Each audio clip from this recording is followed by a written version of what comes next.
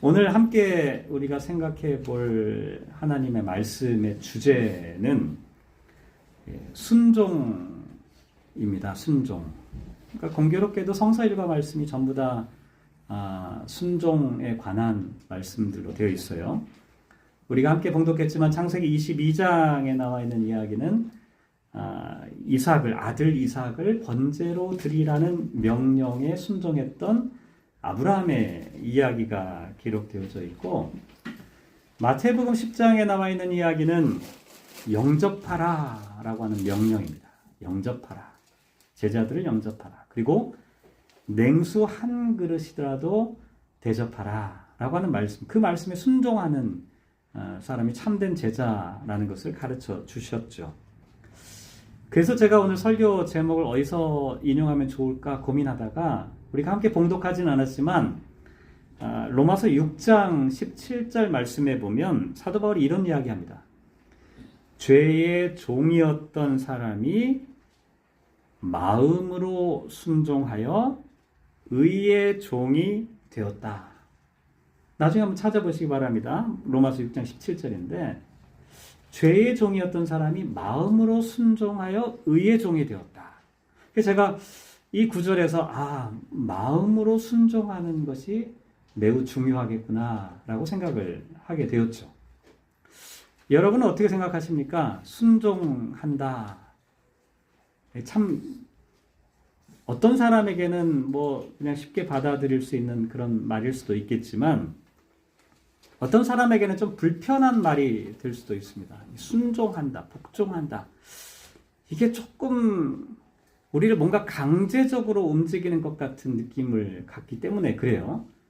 그 성경에서 말하고 있는 이 순종이라는 단어가 과연 어떤 의미를 갖고 있느냐 한번 생각해 볼 필요가 있습니다. 순종한다라고 하는 이 단어를 찾아보면 우파쿠오라고 하는 단어로 되어 있습니다. 이렇게 우파라고 하는 것은 휘포라고 하는 언더 밑에를 나타내는 접두사입니다. 그 다음에 쿠오라고 하는 건 뭐냐면 이게 듣는다라고 하는 뜻을 갖고 있는 단어입니다. 이 두 가지 단어가 결합되어진 단어가 우파쿠오라고 하는 순종한다라고 하는 단어로 되어 있는데, 한마디로 말씀드리면 성경에서 말하는 순종이라는 것은 별다른 게 아니에요. 언더, 그 아래에서 주인의 음성을 그 아래에서 듣고 그 말씀대로 따라가는 것, 이게 이제 순종한다라고 하는 단어의 뜻으로 되어 있습니다. 또 우리가 순종이란 말도 쓰지만 이 복종이란 말도 사용하는데요. 성경을 찾아보면 복종한다라고 하는 단어는 헬러 단어가 좀 달라요. 찾아봤더니 어떤 단어로 되어 있냐면 우파 타소라고 하는 단어로 되어 있어요. 앞에 후파라고 하는 거는 똑같아요. 아래 언더가 똑같은데 뒤에 있는 건 뭐냐면 타소라고 하는 단어로 되어 있어요. 이 타소라고 하는 이 단어는 뭐냐면 뭔가를 가지런히 정돈하고 배열하는 것을 나타냅니다. 그래서 질서를 갖추는 것을 타소라고 하는 뜻에서 설명을 하고 있어요. 그러니까 언더, 아래의 질서를 잡는 거예요. 쉽게 말씀드리면 이런 겁니다. 하나님께서 어떤 질서를 만들어 놓으셨어요. 그 질서 아래에 있는 게 이게 복종이에요.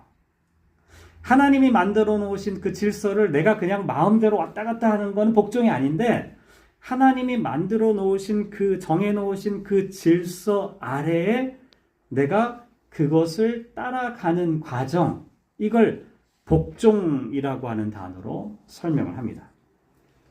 한국말로는 복종이라고 하면 순종보다 훨씬 더 이게 어감이 세요. 조금 전에도 말씀드렸지만 뭔가 막 강압적으로 너 이거 해야 돼! 라고 이렇게 얘기하는 것 같은 뉘앙스를 느낍니다.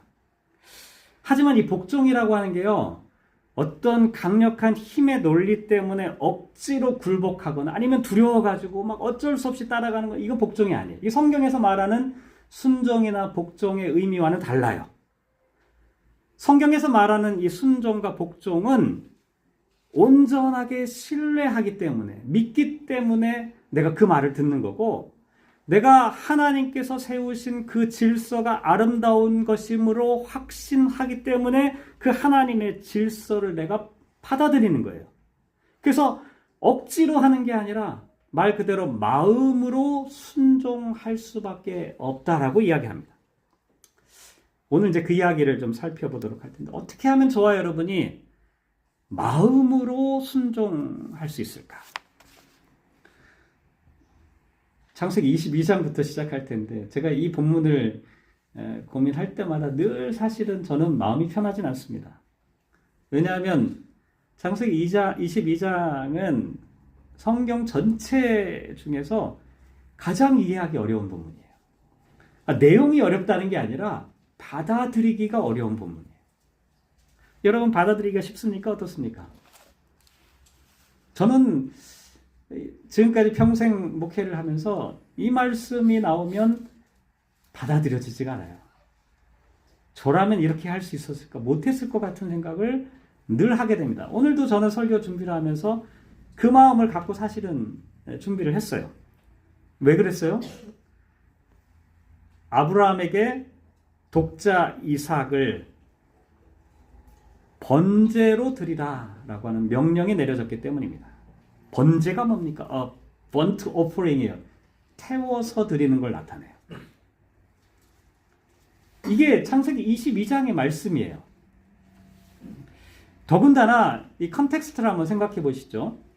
1절에 보면 뭐라고 시작하는, 창세기 22장 1절에 보면 그 일 후에 이렇게 나옵니다. 지난 시간에 혹시 예배에 참석하셨던 분들은 기억하실 텐데, 지난 시간에 우리가 살펴봤던 말씀이 뭐였어요? 아브라함과 사라가 젖될 무렵이 됐을 때, 이삭이 한 3살 정도 됐을 때 어떻게 해요? 잔치를 벌렸어요. 이제 영아 사망률이 높았던 그 시대에 이제 얘가 살 수 있겠다 안심한 때에 잔치를 벌였는데, 그때 어떤 일이 벌어져요? 이스마엘이 이삭을 희롱하는 사건이 벌어지게 되잖아요. 그러니까 어떻게 돼요? 추방하는 거예요. 왜요? 나중에 이스마엘이 이삭의 앞길을 가로막을 수도 있고, 또 나중에 상속을 할 때 문제가 생길 수도 있겠다라고 하는 판단을 했던 것 같아요. 그런데 왜 3살 될 때까지 기다렸어요? 이삭이 살지 죽을지 모르잖아요. 근데 이제 3살 됐어요. 살 수 있겠다는 확신이 들자마자 어떻게 해요? 이스마엘을 추방한 거예요. 그 전까지는 옵션이 2개가 있었어요. 어떻게 해요? 이스마엘 아니면 이삭. 둘 중에 하나만 건지면 된다. 이렇게 생각했을 거예요. 그런데 이제 어떻게 했어요? 하나를 포기한 거예요. 그 일 후에라고 하는 표현은 바로 그겁니다. 이제는 선택지가 없어요. 유일하게 남은 자식이 이삭밖에는 없는 상황이에요. 근데 그 자식을 번제로 드리라 라고 명령하신 거예요. 제가 본문을 묵상하면서 기가 막혔던 장면 중에 하나는 어떤 거냐면, 아버지와 아들이 산을 올라가죠. 모리아 산을 올라가게 되는데, 아들이 아버지에게 물어보는 거예요. 아들이 어깨에다 보찜을 메고 나무를 탁 싣고, 그러니까 어느 정도 나이도 있어요. 그리고 머리가 아주 나쁘지도 않았어요. 제사를 드릴 때 뭐가 필요한지도 아는 나이가 됐어요. 그래서 물어보는 거예요. 지금 제사를 드릴 준비를 하러 가는데 제사에 꼭 필요한 어린 양은 왜 없습니까? 라고 아들이 아버지에게 질문하는 겁니다. 그때 아버지가 뭐라고 대답합니까? 8절에 보면, 내 아들아, 번제할 어린 양은 하나님이 자기를 위하여 친히 준비하시리라. 이렇게 대답하였습니다. 여러분, 이 대답을 어떻게 생각하십니까? 친히 하나님께서 준비하신다. 여기 히브리 말 찾아보면 준비한다는 말은 사실은 to see예요. 그냥 보는 거예요. 근데 유대인들은 하나님이 주어인 경우에 보는 거를 그냥 본다라고 설명하지 않았어요. 왜냐하면 하나님이 보시면 그걸 보고 끝나는 게 아니라 그 보고 난 다음에 부족한 것을 하나님께서 채우시고 돕는다라고 하는 뜻으로 받아들인 겁니다. 그러니까 하나님이 보시는 건 뭐예요? 하나님이 부족한 걸 채워주시고 준비하신다는 개념으로 사람들이 이해함. 그래서 하나님께서 보신다. 하나님께서 준비하실까. 나중에 여기서부터 뭐가 나와요? 여호와 이레라고 하는 단어가 나오게 됩니다. 하나님의 준비하심. 하나님의 준비하심은 하나님의 보심으로부터 나오는 거예요. 하나님께서 저와 여러분을 보시면 하나님께서 준비하신다는 거예요. 저와 여러분의 상태와 형편과 처지와 문제와 어려움을 아시면, 보시면 하나님께서 필요한 것들을 준비하신, 이게 여호와 이레예요. 근데 지금 아브라함이 그렇게 말한 거예요. 하나님이 보신다. 하나님이 준비하신다. 근데 기가 막히지 않아요? 하나님이 준비하신다는 것을 도대체 어떻게 알았을까, 아브라함이? 여러분 어떻게 생각하십니까? 하나님이 준비하신다. 아브라함이 대단한 예지력이 있어서 야 조금만 더 가면 저기 숲풀 속에 순양이 한 마리 걸려있어. 이걸 미리 알고서 얘기한 걸까요? 아니에요. 몰랐어요. 아브라함이 알고 있었던 건 딱 하나예요. 뭐냐면 아브라함은 지금까지 살아왔던 삶의 여정 가운데서 하나님을 순간순간 만나고 경험했던 것이 아브라함이 갖고 있었던 지식이었어요. 75세에 갈대아 우르에서 아브라함을 복의 근원으로 불러주신 하나님을 처음 만났죠. 하나님을 그때 만났어요. 그리고 나서 소망이 끊어진 100세의 나이가 되었을 때 하나님께서 이삭을 주셨어요. 처음에는 하나님이 불러주셨을 때 아마 긴가민가 했을 거예요. 그런데 이삭이 태어나니까 하나님에 대한 깨달음이 온 거예요.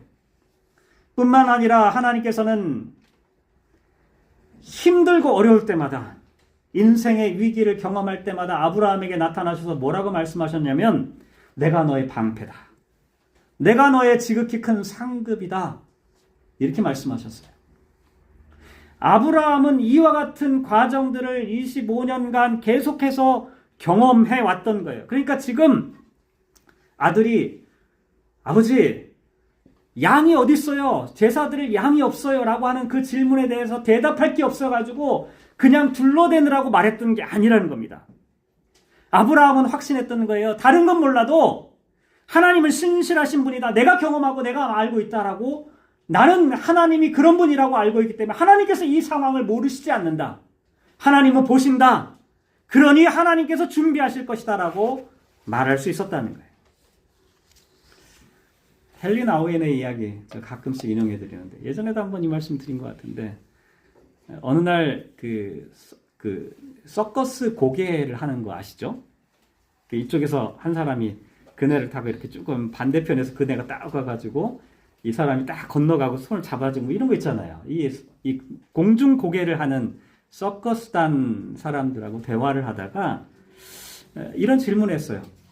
아니, 당신들 공중에서 막 이렇게 건너뛰고 막 움직이고 하는데 되게 위험해 보이는데, 그거 할 때, 고개를 할 때, 서커스를 할 때 제일 조심해야 될 거, 제일 중요한 게 뭐라고 생각합니까? 그때는 그 중에 한 사람이 대답을 해주는 거예요. 뭐라고 대답했냐면, 가장 중요한 것은 이 처음에 출발하는 사람 플라이어라고 얘기한대요. 그 다음 뒤에 이제 받아주는 사람을 캐쳐라고 얘기하는 거예요. 이 플라이어라고 하는 사람이 중요한 게 아니라 제일 중요한 건 맞은편에서 붙잡아주는 캐쳐입니다.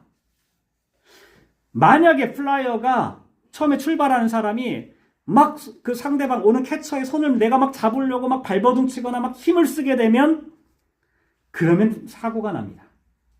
그냥 손을 딱 펴놓고 힘을 쫙 빼고 이 캐쳐가 나를 붙잡아 주기를 기다려야만 합니다. 그래서 그 캐쳐가 나를 꽉 움켜쥐었을 때, 그때 우리는 공중 고개를 성공적으로 할 수 있다. 플라이어의 임무는 다른 게 아닙니다. 그냥 캐쳐가 나를 붙잡아 준다는 것을 믿고 내 몸을 캐쳐에게 맡기는 거라는 거예요. 제가 이 장면을 머릿속에 한번 생각해 봤어요. 캐쳐가 나를 잡아준다는 신뢰가 없다면 처음에 출발했던 이 플라이어가 자기가 갖고 있는 줄을 놓고 그 사람에게 매달릴 수가 있을까요? 못해요. 마찬가지입니다. 하나님이 어떤 분인지 우리가 알지 못한다면 내가 지금 잡고 있는 인생의 줄을 결코 놓을 수가 없는 거예요. 그런데 하나님이 어떤 분이다, 완벽하신 캐쳐다, 이것을 알게 되는 순간 내 생각과 내 판단을 내려놓고 주님께서 나를 붙잡아 주시기를 내 손을 두 손 번쩍 들고 메어 달릴 수가 있게 된다는 것이죠. 그런데요, 이게 한 번 처음 한다고 다 될까요? 처음에 플라이어가 캐쳐에게 나 그냥 손 들고 이렇게 해서 나 잡아주세요, 이게 될까요? 안 돼요. 수천 번의 연습을 계속해 왔을 겁니다. 처음에는 어떻게 됐을까요? 막 하는데 플라이어가 놀래가지고 막 억지로 이 사람을 잡으려다가 밑으로 뚝 떨어지기도 하고, 아니면 캐쳐가 좀 미숙해가지고 이 사람을 제대로 잡아주지도 못하고, 아마 실수와 실패를 계속했을 겁니다. 그러다가 한번 이 사람이 다 왔는데 정말 힘을 쫙 빼고 있는 그 순간에 캐쳐가 이 사람의 손을 팍 잡아가지고 낚아채는 순간에 이쪽 줄에서 이쪽 줄로 건너와지는 순간, 두 사람이 아마 짜릿하지 않았을까요?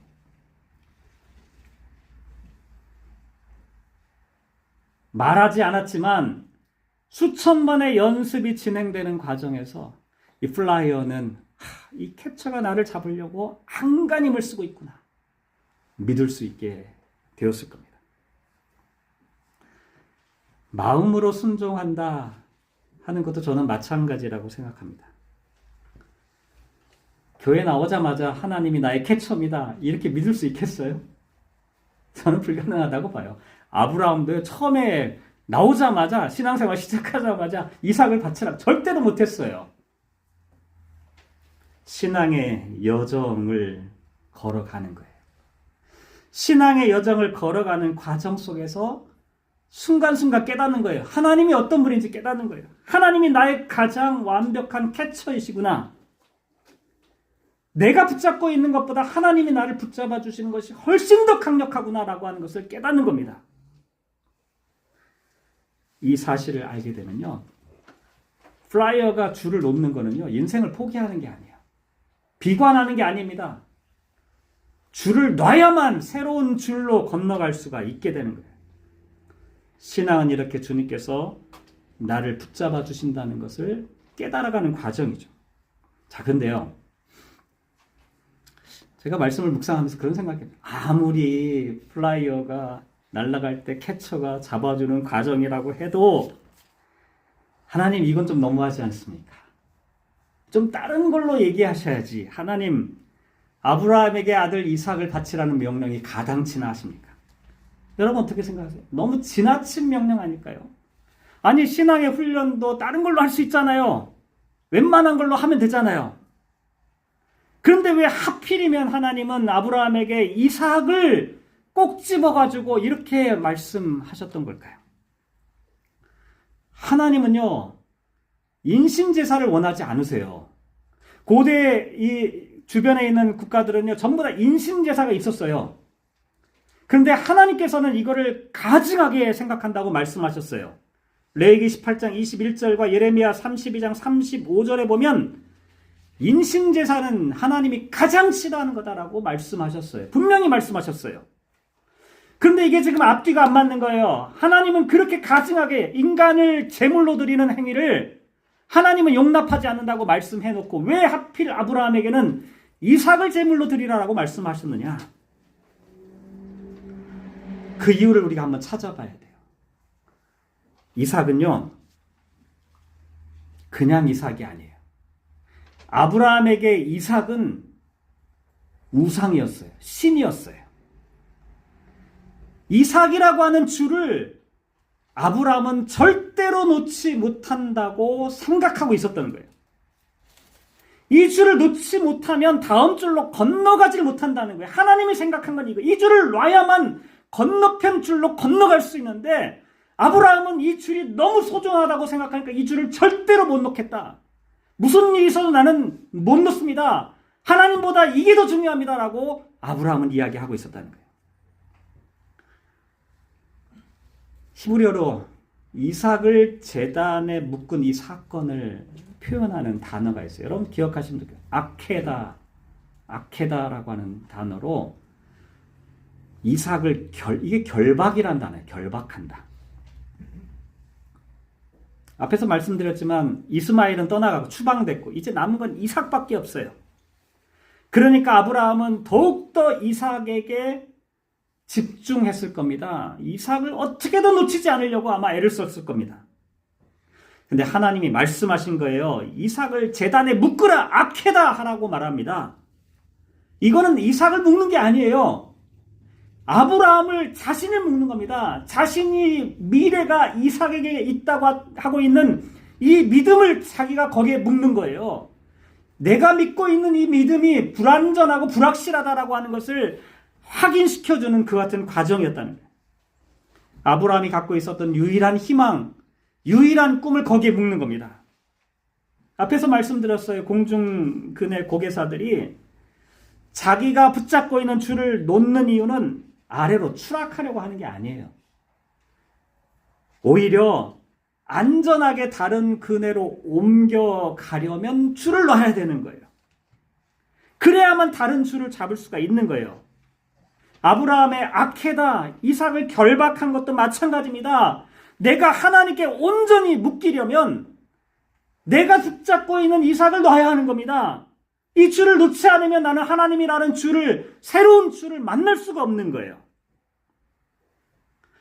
여러분 이 사실 아시나요? 아브라함이 이삭을 제단에서 잡으려고 했던 그 장소, 모리아산, 거기에 솔로몬의 성전이 세워지게 돼요. 그리고 참 공교롭게도 수천 년이 지난 후에 예루살렘 모리아산 한 자락에 순양 대신 이삭을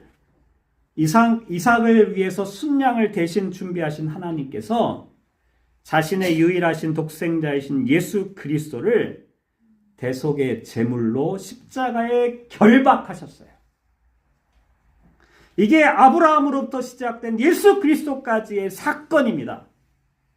동일한 장소에서 벌어진 사건이에요. 모리아산이 바로 그 산이었어요. 모리아산이 성전의 자리가 되었고 모리아산의 위에 십자가가 세워지게 된 거예요. 저는 우리가 위층에서 오늘 아래층으로 예배를 드리는 장소를 내려왔잖아요. 사실 위에든 어떻고 아래면 어떻겠어요. 근데 중요한 건 뭔지 아십니까? 여기가 모리아산이 되어야 한다는 거예요. 모리아산이 되지 않으면 아무리 화려하고 좋은 환경에서 예배를 드려도 그 예배는 하나님께 드릴 수 있는 온전한 예배가 되지 못해요. 예배에서 가장 중요한 것은 아케다가 있어야 되는 겁니다. 결박해야 하는 게 있어요. 여러분을 결박하고 있는, 여러분의 삶을 붙잡고 있는 것들 있잖아요. 하나님보다 더 중요하게 생각하는 것들 있잖아요. 여러분의 비즈니스와 여러분의 삶과 여러분의 가정과 여러분의 모든 것들, 여러분의 건강과 여러분이 절대로 놓지 않겠다고 생각하는 그런 것들, 내가 이것들을 움켜잡고 있는, 근데 움켜잡아지나요? 여러분이 결박한다고 그게 결박이 돼요? 결박할 수가 없어요. 그런데 우리는 그걸 결박하려고 해요. 내가 붙잡고 있으려고 애를 써요. 예배는 내가 붙잡고 있는 것을 결박하고 새로운 줄로 다가오시는 하나님께 내 손을 펼치는 겁니다. 하나님 내 손을 붙잡아 주십시오. 그래서 사도 바울도 로마서 6장 16절 17절에 보면 우리가 마음으로 순종할 때 죄의 결박에서 해방되어 가장 안전하고 영광스러운 의의 결박, 다시 말씀드리면 주님의 소유가 된다, 이렇게 말씀하고 있는 거죠. 자, 한번 정리를 해보죠. 자, 그런데요, 저와 여러분이 아브라함처럼 가장 소중한 이삭을 결박하고 하나님의 손에 붙잡혀 마음으로 순종하고 싶잖아요. 오늘 설교에서 그렇게 이야기를 하니까 한번 그렇게 해보고 싶잖아요. 저한테 늘 제가 받는 질문, 좀 구체적으로 뭘 하면 좋은데 뭐 어떻게 하면 좋을까? 다행히도 오늘은 구체적인 얘기가 있더라고요.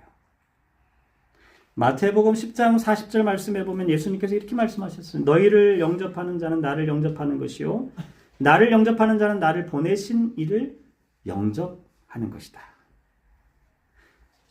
영접이라고 하는 말씀을 하셨어요. 유대인들에게는 이런 전통이 있어요. 보내는 자는 보낸 사람과 동일하다. 이걸 샬리아흐라고 하는 단어로 표현해요. 샬리아흐는 뭐냐면 어떤 사람을 보내면 그 보낸 사람은 나와 보냄을 받은 사람이 똑같은 존재라고 하는 것을 인정하는 거예요. 그래서 영접이라고 하는 거냐 단순히 그냥 손님을 맞이하는 정도가 아니에요. 그 사람의 사명과 메시지를 받아들이고 내가 수용하는 겁니다. 그러니까 주님의 이름으로 제자를 영접한다는 것은 다시 말씀드리면 예수님을 영접하는 게 돼요. 그리고 예수님을 영접하다 보면 어떻게 되면 하나님을 영접하는 게 되는 거예요. 영접하라는 거예요.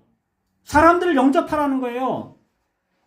주님께서 우리에게 주신 우리가 장차 모리아 산에서 하나님을 붙잡을 수 있는 그 기회를 얻기 위해서는 우리가 날마다의 삶 속에서 영접하는 삶을 살아야 한다는 겁니다.